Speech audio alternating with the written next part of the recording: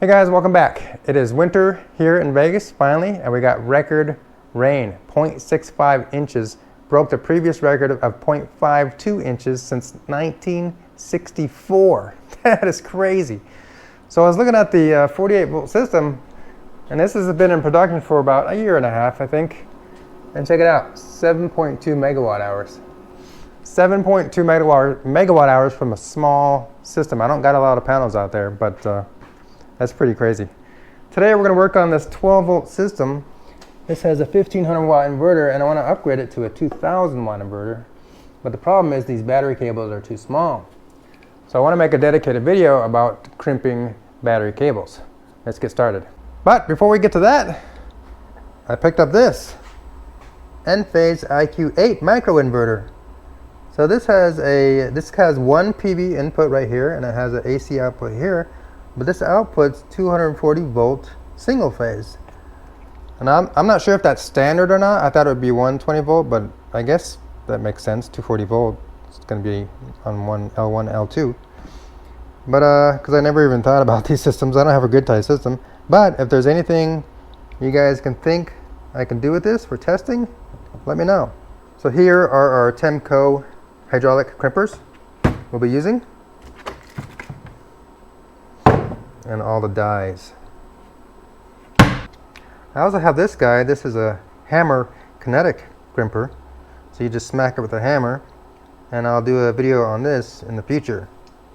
Okay, so when it comes to crimping battery cables, you want to make sure the crimps in your system, especially when you're dealing with 12 volt systems, because they can add up, the amperage can add up really fast in those systems. When you're dealing with a lot of amps, that means more heat.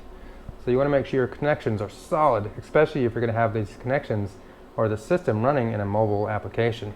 Now I don't care what anybody says, the best crimp you can get is from a cold weld mechanical crimp. Never solder large lugs. I've made that mistake myself. It does not work. It will not end well. The lugs can heat up, and the solder can melt, and the connection can come loose. If you have a good cold weld mechanical crimp, it doesn't matter how hot the cable gets, it will not fall apart. Also, it's important to use the correct lugs. I'll show you the cheap ones, and I'll show you the good ones. Now these copper ones, these are the crappy ones. I just can't bear to part with these, so I kept them in the back here just for backup. I'll never use them. And these are the good ones. You can see it has a flange, and there's no opening at the top, and it's kind of curved like this. So the cheap one is basically flat. See? And there's an opening at the top. If you look at it like this,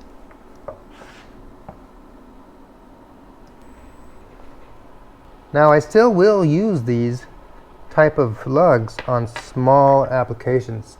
So if it's like a 20 amp circuit, something like this, what I'll do, especially if this is going in like an off-road vehicle or something, I'll put the wires through, and they can stick out here, and then you can solder the wires to the lug there and then crimp the lug, but never rely on solder alone. So this lug is tinned copper. It has a flange here, and that flange is important because when you put your heat shrink on, the heat shrink will have to shrink around this flange, and it keeps the heat shrink from shimmying down the wire. Unlike this, where it could just slide down. There's nothing preventing it from sliding off.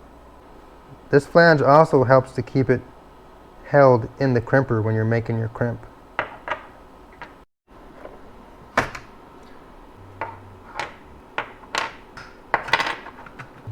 So there are three common sizes of lugs you'll find in solar systems. Typically, and the most common is this 5/16. We're looking at the size of the hole now here. And then next would be a 3/8, that's larger, and then a 1/4 inch, less common. So look at the material. Look how thin the copper one is compared to the tinned copper one. It's a lot thinner. The thicker the material, the less heat. It is important that you use the correct size hole for the device you're connecting to. Here we have our 3/8 lug, And we typically can find these on these large battery switches that fits just like this. Notice how there's no gap around the hole there. It's pretty tight against the bolt. Battery connections and fuses. We have a T-class fuse here. Are typically 5/16. Get a nice snug fit there. Unlike this, see how much gap there is? You do not want to have that. The more material that you're basically removing by having that huge hole there is less conductive space. So you want to have a very tight fit. And these guys use 1/4 inch actually. So these are really important because these can heat up quite a bit. So they give you this surface area right here, and so you definitely want to maximize that as much as you can. So this would be not good because you're not making contact with that inner circle. This would be even worse, even though you're thinking using a bigger lug, but it's really bad because you're missing all that contact area right there. So definitely use the appropriate size lug. The hole in the lug does not dictate what size cable you can have in here. You can have any size cable with any size hole. And here is our 1/0 cable. Big stuff. Okay, so the first cable I'm going to replicate is this one. It's got a 3/8 lug on one end, and it's got a 5/16 on the other end.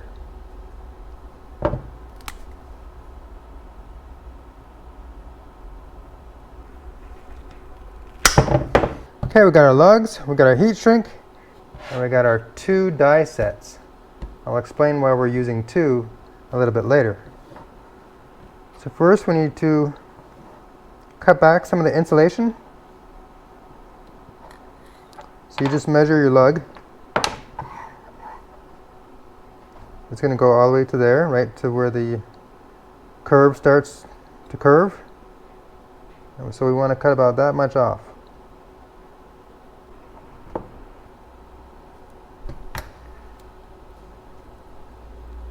Just be careful not to cut any strands of the wire. Just take your time.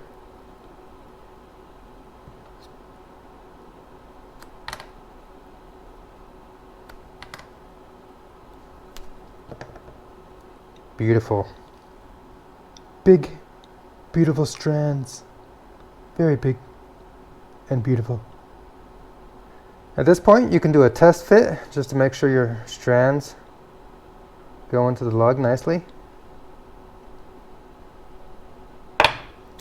And you want to make sure your heat shrink will slide over the lug. If it doesn't, you want to make sure you have this on ahead of time.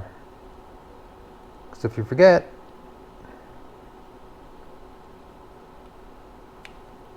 it's going to cause problems. So why are we using 2 die sets?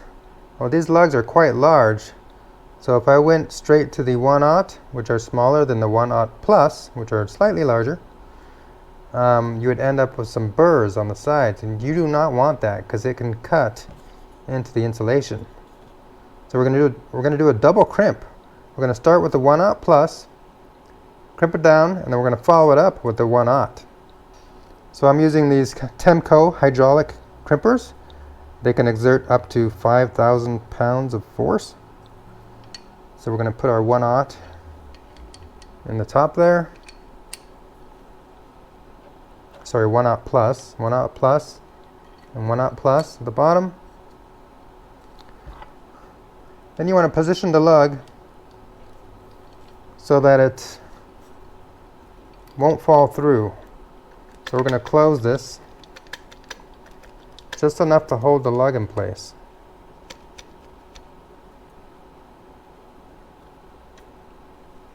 You don't want to squish it. Just hold it in place, just like that. Okay, now we just insert the cable.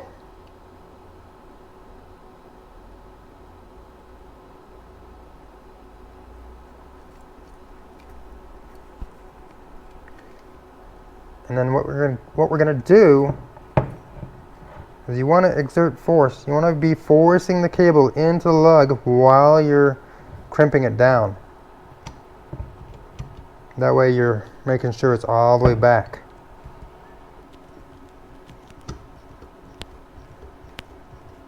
Now these crimpers are pretty powerful, so you don't need a... Once the gap closes between the lugs, that's where you should stop. I actually ruined my other set because I would just go crazy on them and they started leaking. Okay, so let's take a look.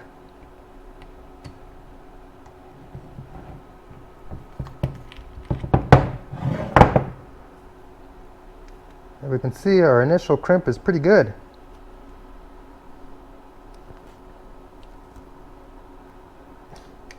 Okay, next we're going to swap out the 1/0 plus for the 1/0 and do our final crimp.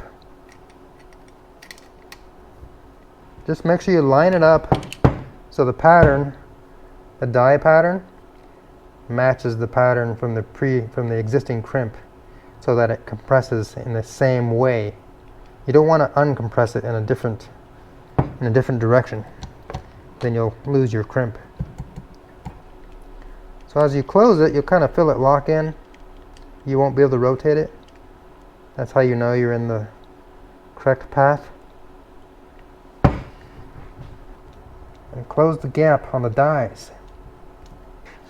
The force multiplier of these is insane, so you don't have to really work too hard when you're operating this tool. And there it is. There's no burrs. Nice crimp, no burrs. And how you know you got a good crimp with enough force, you can see right there the lug says 1/0, 1/0. That means the imprint right there, the letters were imprinted onto the lug, so you know that it was crimped with enough force. So if you want to do a double crimp and crimp further up the lug, you can position the die about halfway on the old crimp and halfway onto the uncrimped portion of the lug, and recrimp it, same process, the 1/0 plus and then the 1/0, and then you can get an extended crimp all the way up to here. And here's what the extended crimp looks like. I extended it up about 1/8 of an inch. You can see that line right there. Now this is ready to be heat shrinked. I'll just slide this on. See, this is going to slide up over that flange. When you're sliding this up, look on the back. This is the landing surface when you put it down onto the surface you're going to be mating with. So do not extend past that line right there. That's as far as you want to go. Heat it up.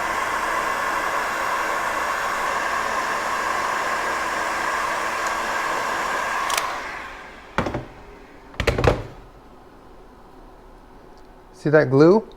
A good heat shrink has a glue inside of it. You can see that shiny sheen inside. That's the glue material. So when it heats up, that glue adheres the heat shrink onto the cable. There's no way that's going to come off. That flange will not let it slide forward or back, and then it's glued on as well.